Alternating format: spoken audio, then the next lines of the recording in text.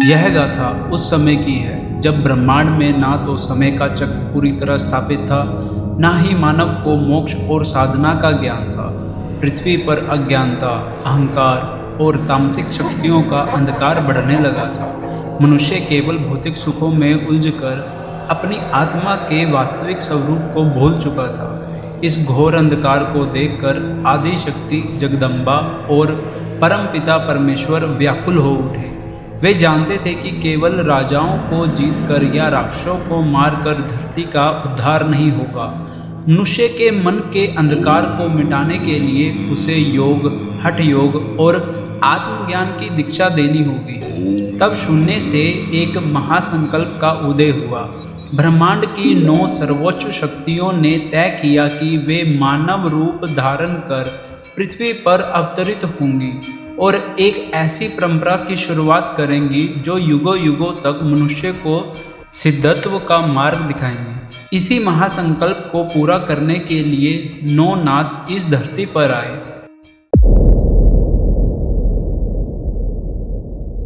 जब धरती पर त्राही त्राही मची तो त्रिदेवों के सम्मिलित रूप भगवान दत्तात्रेय ने अपनी चेतना से एक महासंकल्प लिया।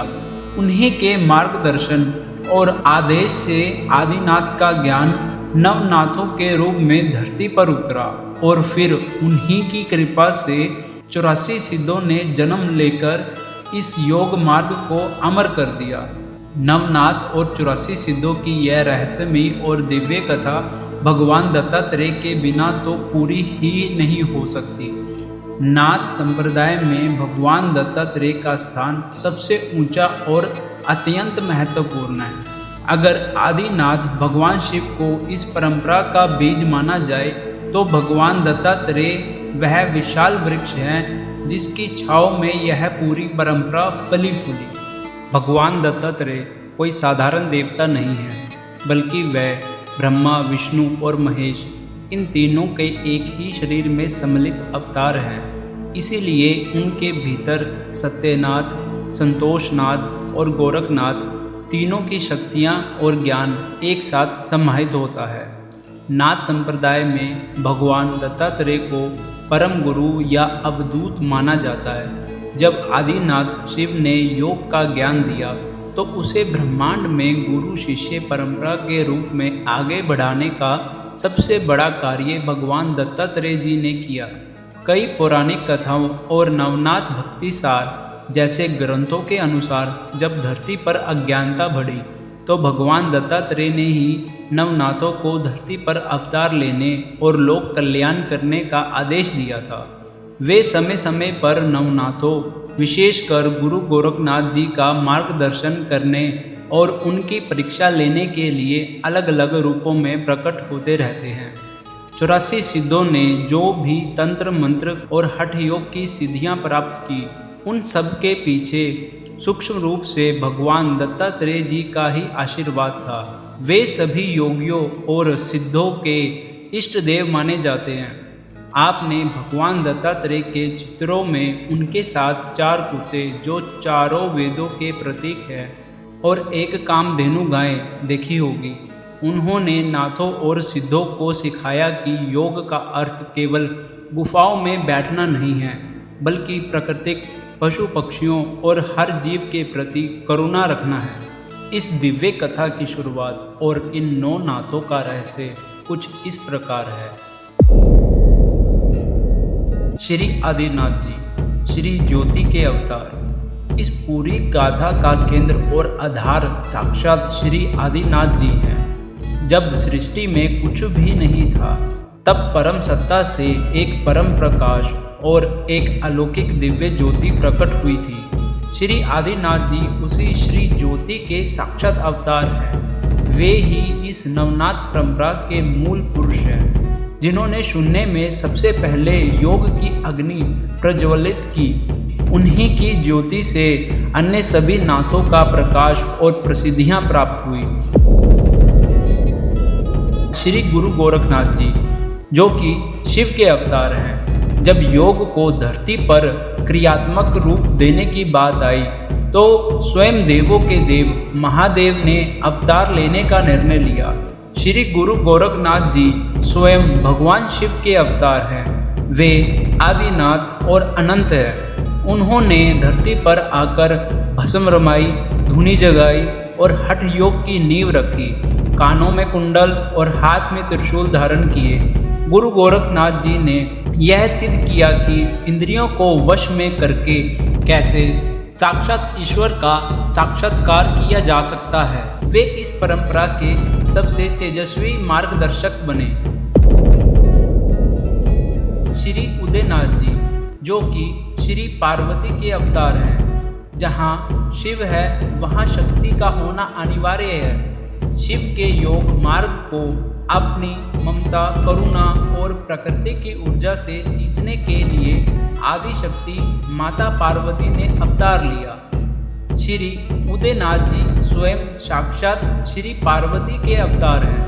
उन्होंने धरती पर आकर यह सिखाया कि योग केवल कठोर वैराग्य नहीं है, बल्कि यह प्रकृति के कण कण से जुड़ने और अपनी आंतरिक शक्तियां, कुंडलियों को जगाने का नाम है। श्री सत्यनाथ जी, जो कि श्री ब्रह्मा जी के अवतार हैं, सृष्टि के रचयिता, जिन्होंने वेदों और ज्ञान का निर्माण किया, वे भी इस अलौकिक योग मार्ग से अछूते नहीं रह सके। श्री सत्यनाथ जी स्वयं ब्रह्मा जी के अवतार हैं। उन्होंने पृथ्वी पर आकर सत्य, सदाचार और ब्रह्म ज्ञान का प्रचार किया।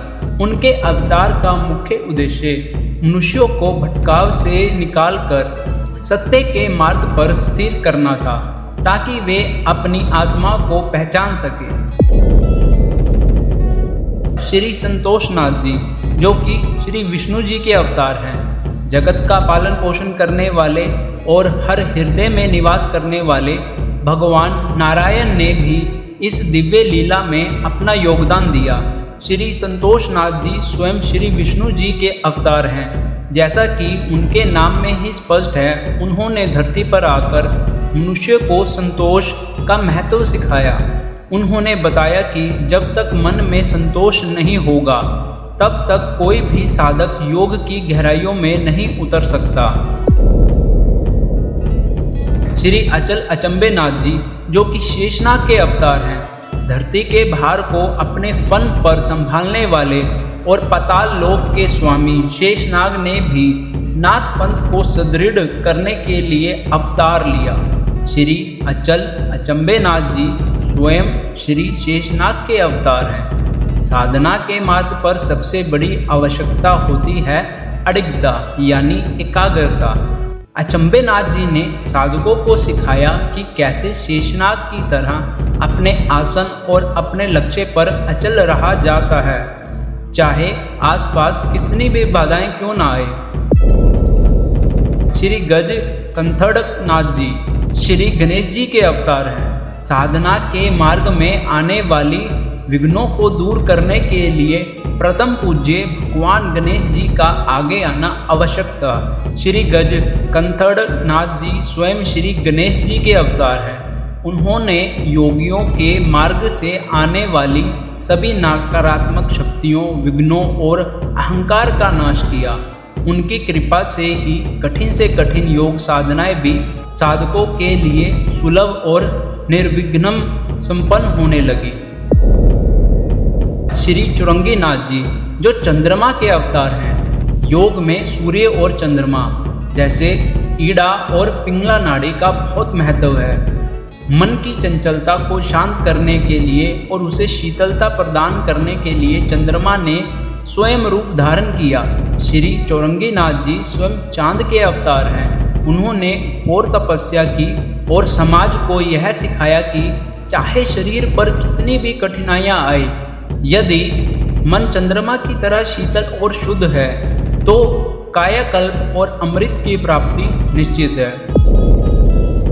श्री मच्छिंद्रनाथ जी, मत्स्य माया के अवतार, समुद्र के एकांत में आदिनाथ भगवान शिव द्वारा माता पार्वती को दिए जा रहे योग और अमरता के गुप्त दान को एक मछली के गर्भ में रहकर ग्रहण करने वाले श्री मच्छिंद्रनाथ जी स्वयं मत्स्य माया के अवतार हैं। उन्होंने ही परम सत्ता के उस अलौकिक ज्ञान को सबसे पहले धारण किया और नवनाथ परंपरा के प्रथम मानव गुरु बने। उनके अवतार का मुख्य उद्देश्य शिव के उस गुप्त योग रहस्य को ब्रह्मांड से निकालकर मानव जाति के कल्याण के लिए धरती पर लाना था और वे ही साक्षात श्री गुरु गोरखनाथ जी के गुरु कहलाए। इस प्रकार जब ये 9 महाशक्तियाँ ज्योति, शिव, शक्ति, त्रिदेव, शेषनाग, गणेश और चंद्रमा मानव रूप में इस धरती पर एकत्रित हुए, तब नवनाथ परंपरा का उदय हुआ। इन 9 नाथों ने मिलकर अलख जगाई, जगह जगह धुनियाँ स्थापित की और राजाओं से लेकर रंग तक सबको एक धागे में पिरोकर योग का दिव्य संदेश दिया। उन्होंने सिद्ध किया कि ईश्वर कहीं बाहर नहीं बल्कि योग और संतोष के माध्यम से स्वयं के भीतर ही विराजमान है। आज भी जब नाथ संप्रदाय में आदेश का उद्घोष होता है तो वह इन्हीं 9 अलौकिक अवतारों की दिव्य उपस्थितियों को प्रणाम करने के लिए होता है। नवनाथों की इस दिव्य गाथा के साथ ही एक और बहुत बड़ा नाम जुड़ता है जिन्हें 84 सिद्ध कहा जाता है। जहाँ 9 नाथों को स्वयं ईश्वर और दिव्य शक्तियों का साक्षात अवतार माना जाता है, वहीं 84 सिद्धों की कहानी थोड़ी अलग है लेकिन बेहद चमत्कारी और प्रेरणादायक है। आइए जानते हैं कि ये 84 सिद्ध असल में कौन थे और उनके धरती पर आने का उद्देश्य क्या था।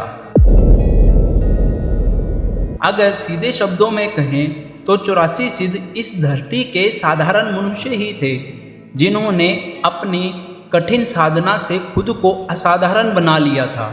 वे कोई जन्मजात देवता नहीं थे। उनमें से कोई राजा था, कोई मोची था, कोई जुहाला था, कोई मछुआरा था तो कोई बड़ा विद्वान था। समाज के हर वर्ग और हर जाति से ताल्लुकात रखते थे, लेकिन जब वे नाथ संप्रदाय और योग के संपर्क में आए तो उन्होंने अपनी आंतरिक ऊर्जा को जागृत किया, जिसे कुंडलिनी कहते हैं। उन्होंने हठ योग, तंत्र और ध्यान की ऐसी पराकाष्ठा को छुआ कि वे सिद्ध हो गए। सिद्ध होने का मतलब है कि उन्होंने प्रकृति के नियमों पर विजय पा ली। उनके पास अष्ट सिद्धियाँ और नवनिधियाँ थीं। वे हवा में उड़ सकते थे, गायब हो सकते थे, पानी पर चल सकते थे और उन्होंने अपनी काया को अमर यानी वज्र के समान बना लिया था, जिस पर ना तो बुढ़ापे का असर होता था ना ही मृत्यु का। इन 84 सिद्धों के आने और प्रकट होने के पीछे बहुत गहरे आध्यात्मिक और सामाजिक कारण थे। मानव जाति को यह भरोसा दिलाना कि तुम भी भगवान बन सकते हो। 9 नाथ तो स्वयं देवी देवताओं के अवतार थे, इसीलिए आम इंसान सोच सकता है कि वे तो भगवान हैं, वे योग कर सकते हैं, हम नहीं। इसीलिए इन 84 सिद्धों का उदय हुआ। उन्होंने अपने जीवन से यह साबित करके दिखाया कि एक आम हाड़ मास का इंसान भी अगर सही गुरु और सही साधना का मार्ग चुने तो वह साक्षात शिव के समान सिद्ध हो सकता है। समाज के भेदभाव को मिटाना।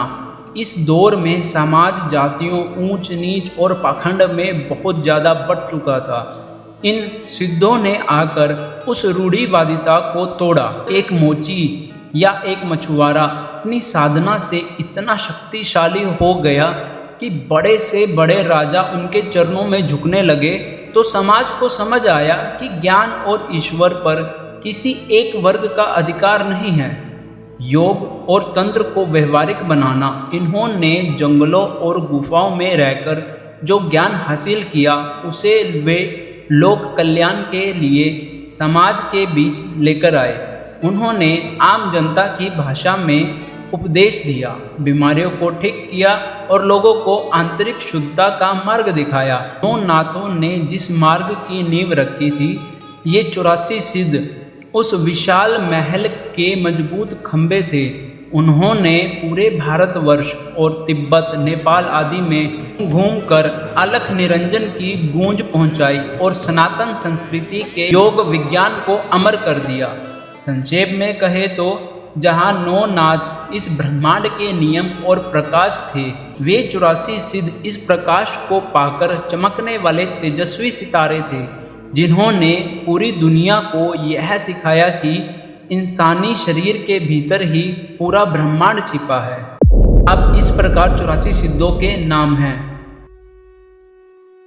सिद्ध कपिलनाथ जी, सिद्ध सनकनाथ जी, सिद्ध लंकनाथ जी, सिद्ध सनातन नाथ जी, सिद्ध विचारनाथ जी, सिद्ध चक्रनाथ जी, सिद्ध नरमाईनाथ जी, सिद्ध रतननाथ जी, सिद्ध श्रृंगेरी नाथ जी, सिद्ध सनंदन नाथ जी, सिद्ध निवृत्तिनाथ जी, सिद्ध सनत कुमार नाथ जी, सिद्ध ज्वालेंद्र नाथ जी, सिद्ध सारस्वताई नाथ जी, सिद्ध ब्रह्माई नाथ जी, सिद्ध प्रभुदेवनाथ जी, सिद्ध कणकाई नाथ जी, सिद्ध धुंधुकार नाथ जी, सिद्ध नारद देवनाथ जी, सिद्ध मंजुनाथ जी, सिद्ध मनसाईनाथ जी, सिद्ध वीरनाथ जी, सिद्ध श्रुताईनाथ जी, सिद्ध नागार्जुन नाथ जी, सिद्ध भुस्काई नाथ जी, सिद्ध मद्रनाथ जी, सिद्ध गहिणीनाथ जी, सिद्ध भूचरनाथ जी, सिद्ध जंबनाथ जी,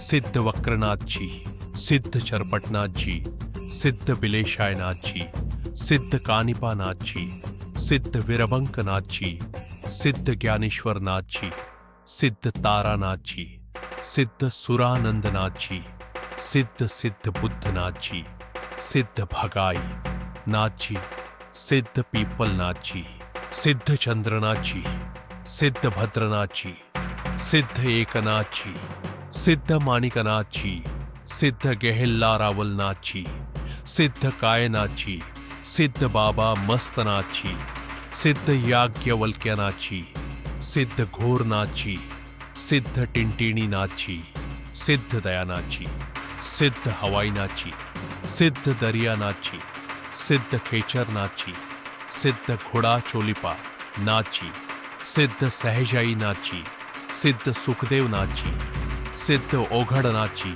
सिद्ध देवनाथ जी, सिद्ध प्रकाशनाथ जी, सिद्ध कौरंटनाथ जी, सिद्ध बालकनाथ जी, सिद्ध बालगुंदाईनाथ जी, सिद्ध साबरनाथ जी, सिद्ध विरूपाक्षनाथ जी, सिद्ध मल्लिकानाथ जी, सिद्ध गोपालनाथ जी, सिद्ध लधाईनाथ जी, सिद्ध अल्लमानाथ जी, सिद्ध सिद्धपादनाथ जी, सिद्ध हड़बंगनाथ जी, सिद्ध गौरवनाथ जी, सिद्ध धीरनाथ जी, सिद्ध सोहिरोबानाथ जी, सिद्ध प्रौढ़नाथ जी, सिद्ध गरीबनाथ जी, सिद्ध कालनाथ जी, सिद्ध धर्मानाथ जी, सिद्ध मेरुनाथ जी, सिद्ध सिद्धासननाथ जी, सिद्ध सूरतनाथ जी, सिद्ध मार्कंडेय नाथ जी, सिद्ध मीननाथ जी, सिद्ध काकचंडी नाथ जी।